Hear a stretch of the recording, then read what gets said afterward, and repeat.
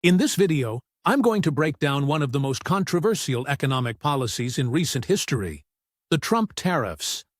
I'll cover what they are, why they were imposed, who they impacted, and how they've shaped the U.S. and global economy up to 2025. The Trump tariffs refer to a series of import taxes that former President Donald Trump imposed starting in 2018, primarily aimed at reducing the U.S. trade deficit and pressuring other countries, especially China, to change their trade practices. These tariffs targeted a wide range of products, from steel and aluminum to everyday items like electronics, furniture, and clothes. The first wave hit in January 2018, imposing 30% tariffs on solar panels and 50% on washing machines. In March 2018, the U.S. imposed 25% tariffs on steel and 10% on aluminum from most countries, citing national security. By mid-2018, the high focus shifted to China, with 25% tariffs on $50 billion worth of Chinese goods, followed by another $200 billion at a 10% rate in September, which was later raised to 25%.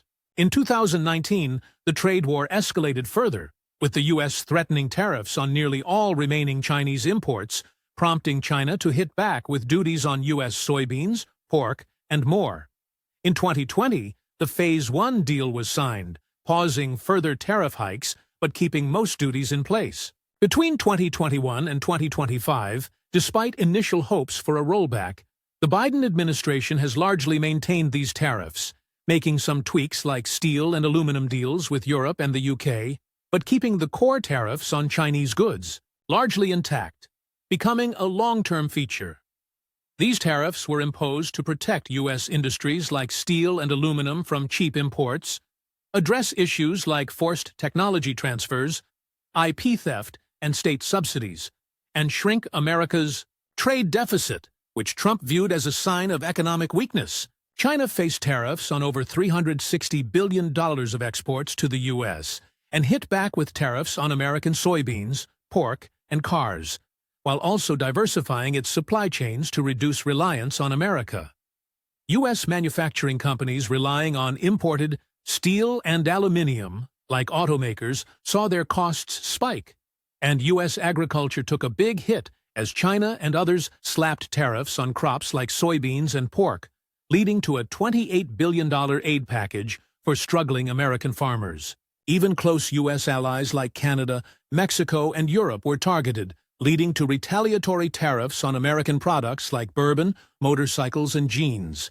Economically, the tariffs led to a net loss of around 245,000 U.S. jobs by 2020, and the effects still linger in 2025 as manufacturing costs remain high.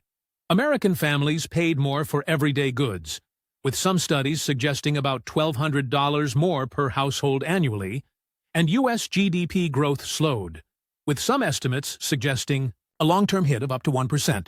Most Trump-era tariffs remain in place, as the Biden administration maintains many of them while renegotiating deals with allies, keeping tariffs as a key tool in American trade policy, especially as the U.S. pushes for friendshoring and reshoring critical industries to reduce dependence on geopolitical rivals. So, what do you think?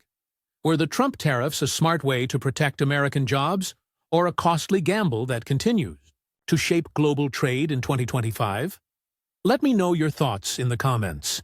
And if you enjoyed this breakdown, please like, share, and subscribe for more videos like this.